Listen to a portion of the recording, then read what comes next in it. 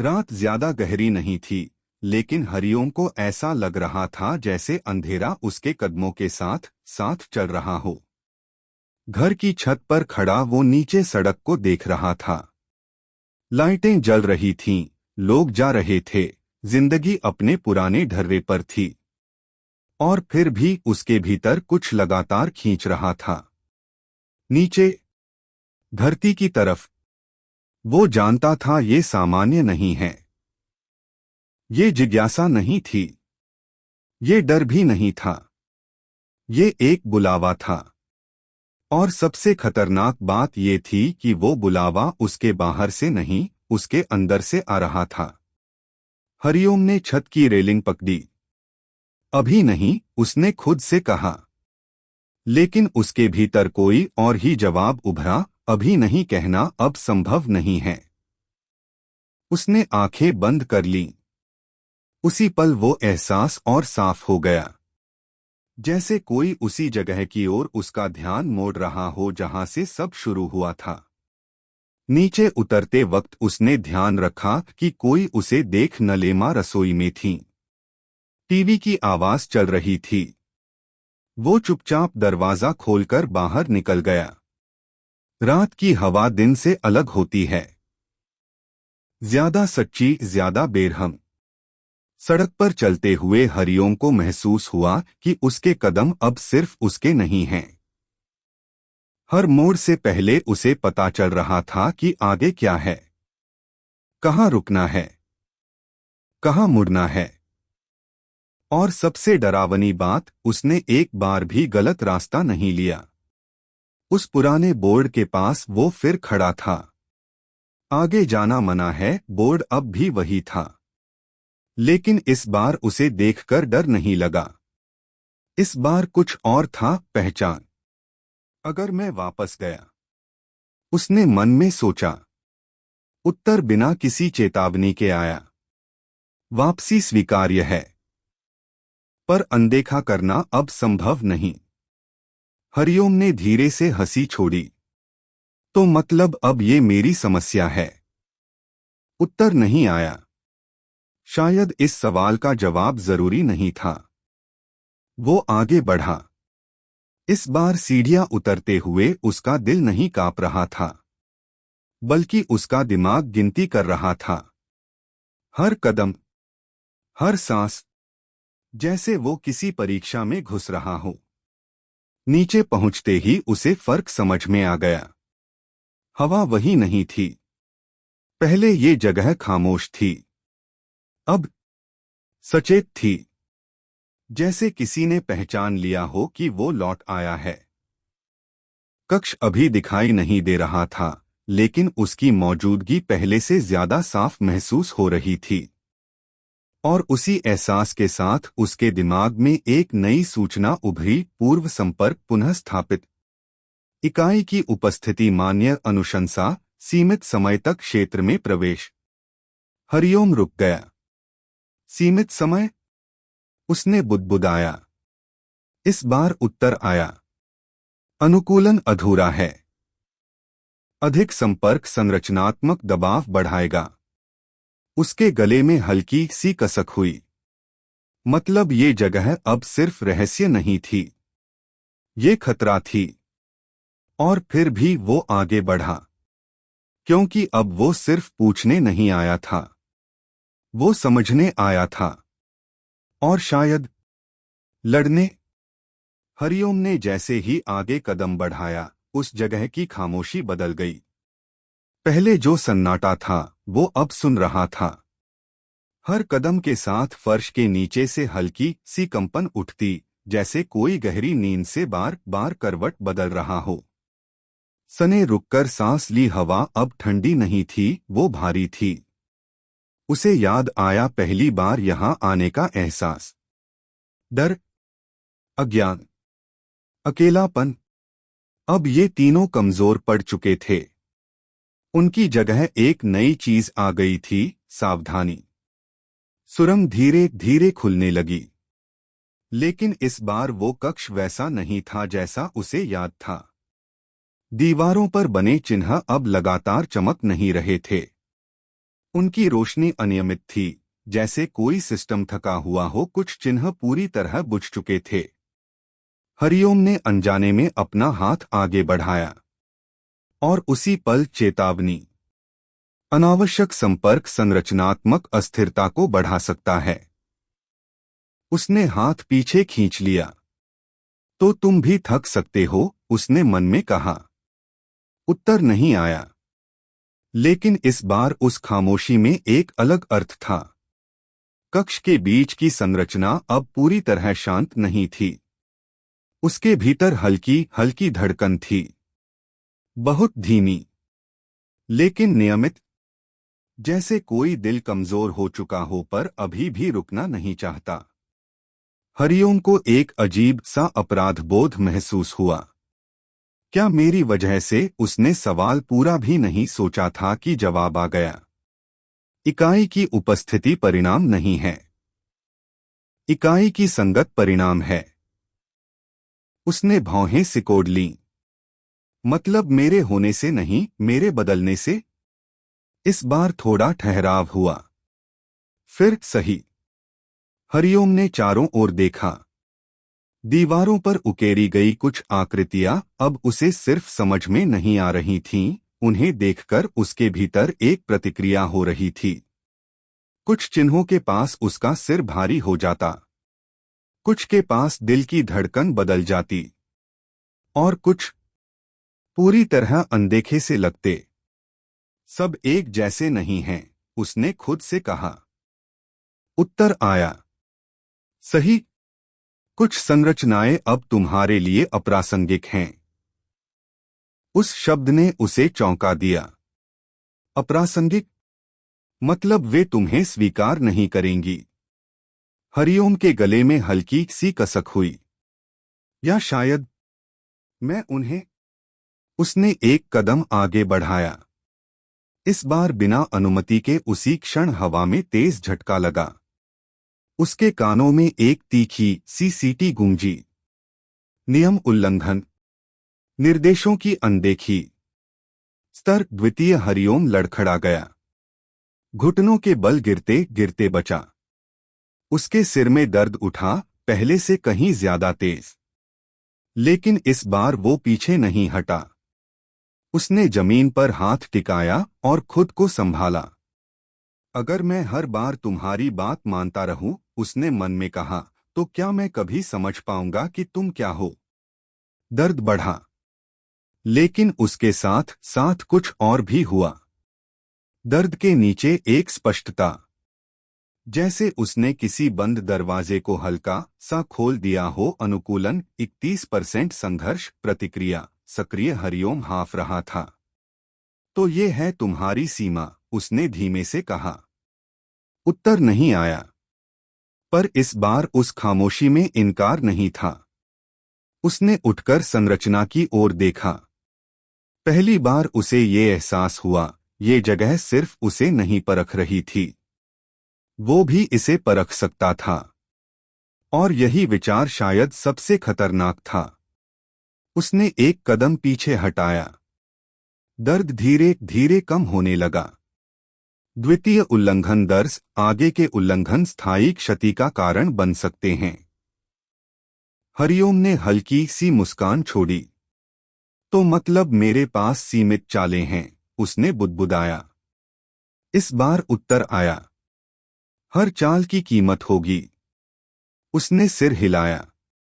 ठीक है, उसने कहा, तो मैं सोच समझकर चलूंगा। वो मुड़ा। इस बार वापसी का रास्ता ज्यादा साफ था, जैसे जगह खुद चाहती हो कि वो अभी के लिए चला जाए। ऊपर की ओर बढ़ते हुए उसके दिमाग में एक बात पूरी तरह बैठ चुकी थी, सिस्टम सर्वशक्तिमान नहीं है। और यही उसकी पहली असल बढ़त थी। हरिओम को ये एहसास नहीं था कि वो अब जितना सावधान था, उतना ही अलग भी दिखने लगा था। और अलग दिखने वाले लोग ज्यादा देर तक नजर से बच नहीं पाते। सबसे पहले शक मनिक्या को हुआ। वो सीधे सवाल नहीं करती थी, वो देखती थी। हरिओम की चाल, उसका अचानक चुप हो जाना, और सबसे ज्यादा उसका बार बार एक ही दिशा में नजर डालना, जैसे वो किसी चीज का इंतजार कर रहा हो। दूसरा शक शुभम को हुआ। वो प्रैक्टिकल था, जमीन से जुड़ा हुआ। भाई, तू पहले इतना क्वाइट नहीं रहता था, उसने एक दिन हंसते हुए कहा था। अब लगता है किसी क्राइम सीरीज में घुस गया है। हरिओम ने हंसी में टाल दिया, लेकिन शुभम ने नोटिस कर लिया वो हंसी देरी से आई थी। और तीसरा, कृष्ण। कृष्ण को शक नहीं था, उसे यकीन था। उस दिन जब हरिओम स्कूल से बिना किसी को बताए जल्दी निकल गया, तीनों ने देखा। मनिक्या ने कुछ नहीं कहा, शुभम ने बस भौहें उठाईं, और कृष्ण ने धीरे से कहा, आज? क्या आज? शुभम ने पूछा। कृष्ण ने नजरें हरिओम की जाती हुई पीठ से हटाए बिना कहा, आज पता चलेगा कि वो क्या छुपा रहा है। उन्होंने उसका पीछा नहीं किया। तुरंत पहले दूरी रखी, फिर मोड़, फिर अगली गली। हरिओम को एहसास नहीं हुआ, क्योंकि वो अपने अंदर की आवाज सुनने में लगा था। और यही उसकी पहली गलती थी। जब हरिओम उस पुराने बोर्ड के पास रुका, आगे जाना मना है, तीनों कुछ दूरी पर छुप गए। मनिक्या की सांस अपने आप रुक गई। ये जगह तो उसने फुसफुसाया। हाँ, शुभम ने कहा, यही वो जगह है जिससे सब डरते हैं। हरिओम ने एक पल पीछे देखा। तीनों सांस रोके हुए थे, लेकिन वो उन्हें देख नहीं पाया, या शायद उसने देखा नहीं। जब हरिओम सीढ़ियों से नीचे उतरने लगा, मनिक्या का दिल जोर से धड़कने लगा। ये पागल है क्या? शुभम ने दबे स्वर में कहा। कृष्ण ने जवाब नहीं दिया। वो बस सीढ़ियों को देख रहा था, जैसे वो उन्हें पहचानता हो। कुछ सेकंड की खामोशी। फिर कृष्ण बोला, अगर वो नीचे गया है, उसकी आवाज असामान्य रूप से गंभीर थी, तो हम यहीं खड़े नहीं रह सकते। तू मजाक कर रहा है? शुभम ने कहा। मनिक्या ने कृष्ण की तरफ देखा। अगर वो अकेला गया है, उसने कहा, तो उसे अकेला नहीं होना चाहिए। तीनों ने बिना और बहस के नीचे उतरना शुरू किया। हर सीढ़ी के साथ हवा बदलती गई, और उनके चेहरे पर मजाक नहीं, डर उतरने लगा। नीचे पहुंचते ही मनिक्या ने धीमे से कहा, ये सिर्फ अंडरग्राउंड नहीं है। शुभम ने चारों ओर देखा। ये जगह गलत है, उसने साफ कहा। और तभी कृष्ण रुक गया। उसकी आंखें दीवार के एक चिन्ह पर टिक गईं। हम देर कर चुके हैं, उसने कहा। मतलब? मनिक्या ने पूछा। कृष्ण ने आगे की ओर देखा, जहां अंधेरे में एक जानी पहचानी आकृति खड़ी थी। हरिओम।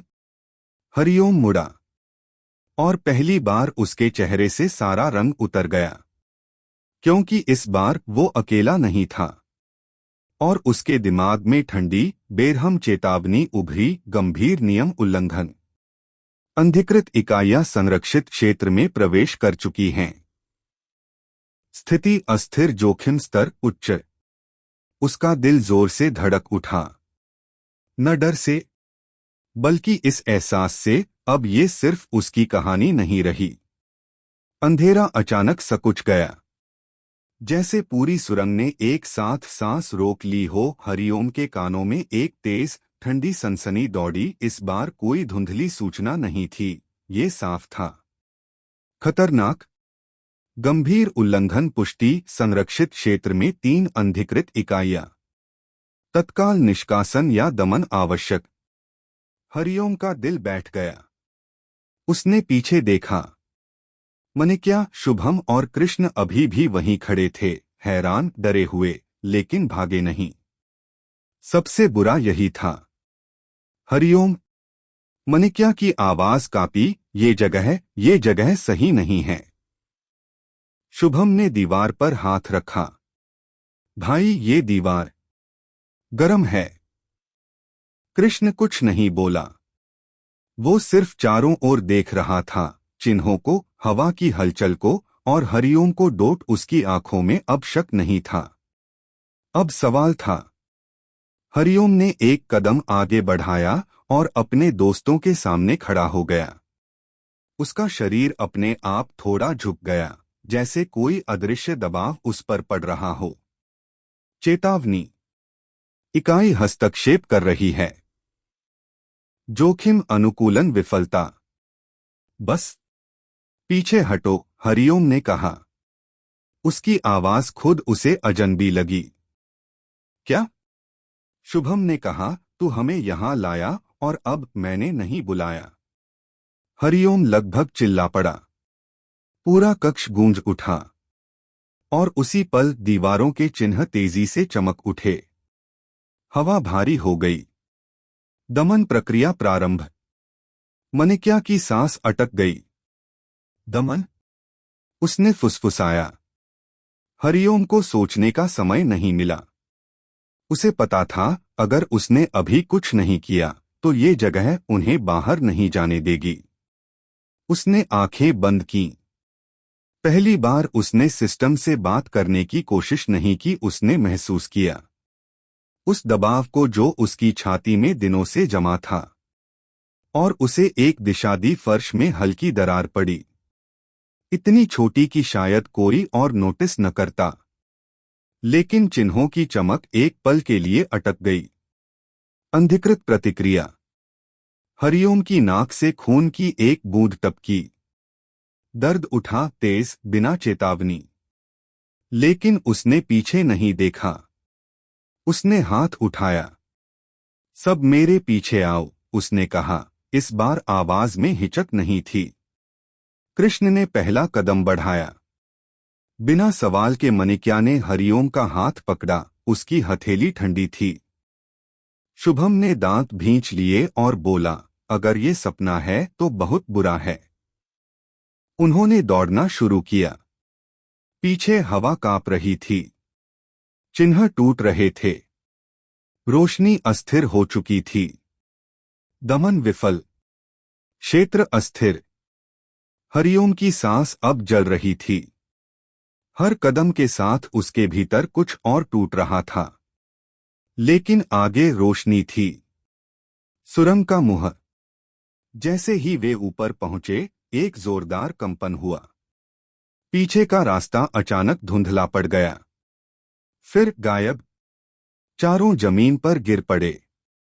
सांसें बिखरी हुई। कुछ सेकंड कोई नहीं बोला। सबसे पहले शुभम हंसा।